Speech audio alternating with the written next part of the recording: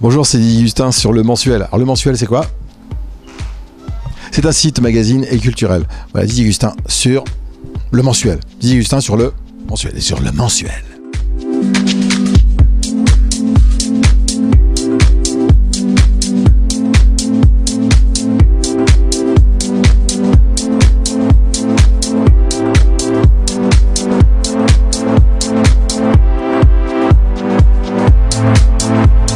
Ça va super bien.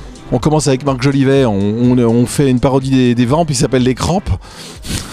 On fait les cons, c'était juste histoire de se déguiser en vampe, ça nous fait marrer. De mettre des chaussettes, des bas, des robes pourries. Enfin, c'est super drôle. Enfin, nous, ça nous éclate bien. Je me suis retrouvé dans cette aventure grâce à Charles Benloulou et à Jean-Marie Bigard. Charles m'a dit, écoute, c'est monsieur qui s'occupe de Jean-Marie. Jean-Marie le fait que si tu le fais. Je dis, bah moi je le fais. Ah bah alors on le fait. Voilà comment ça peut être compliqué. Moi, c'est une histoire d'amitié. Je suis venu par amitié. Et puis après, sur le truc, je me suis retrouvé avec Tex, qui est vraiment un pote avec qui on a toujours déconné ensemble.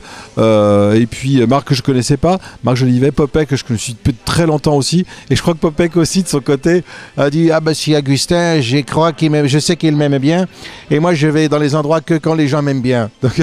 Donc finalement, on s'est tous un peu retrouvés, on a tous des affinités, quoi.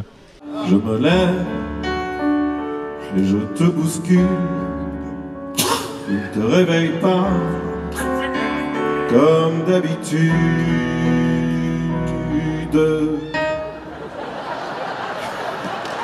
Sur toi, je remonte le drap. J'ai peur que tu aies froid comme d'habitude.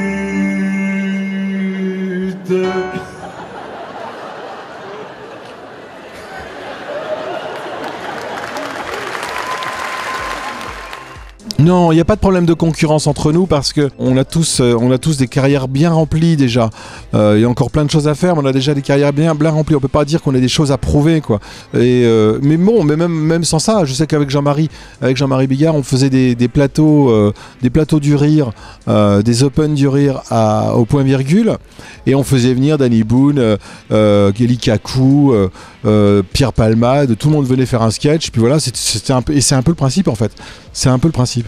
Sauf que là, on se retrouve tous ensemble, voilà, ça s'est officialisé, et on se retrouve tous dans des villes, une vingtaine de villes, et on est tous là le même soir.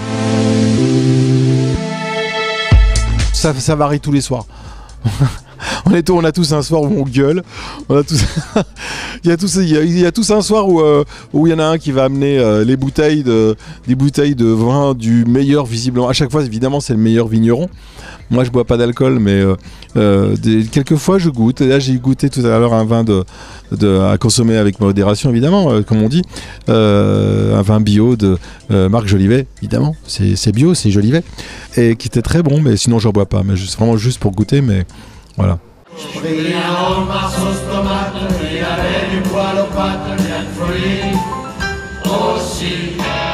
Puis une sorte de blanc de loup, on aurait mis une andouille, bien de folie aussi.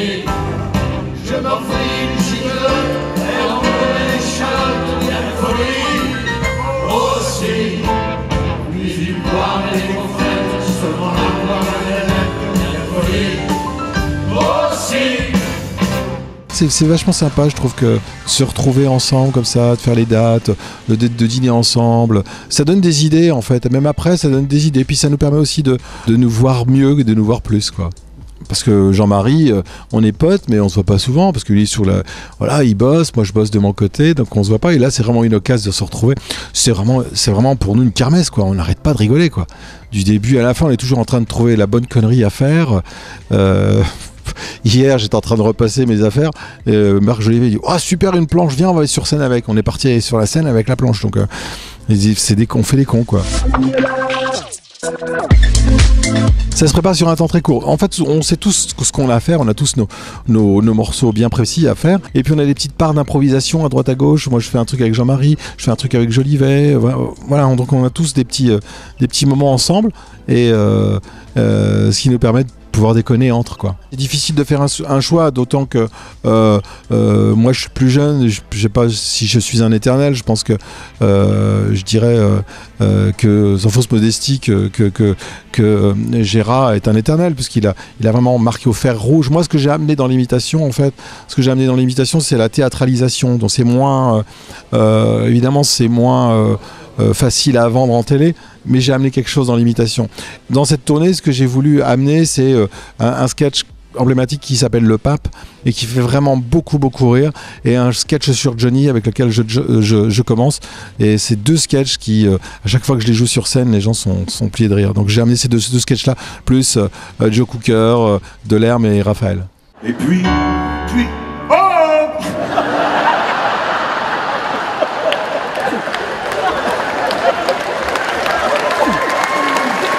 Le jour s'en ira, moi je reviendrai comme d'habitude. Et toi, tu seras sorti et pas encore rentré comme d'habitude. Tout seul, j'irai me coucher dans ce grand lit froid, comme d'habitude. Mes larmes, je les cacherai, comme d'habitude.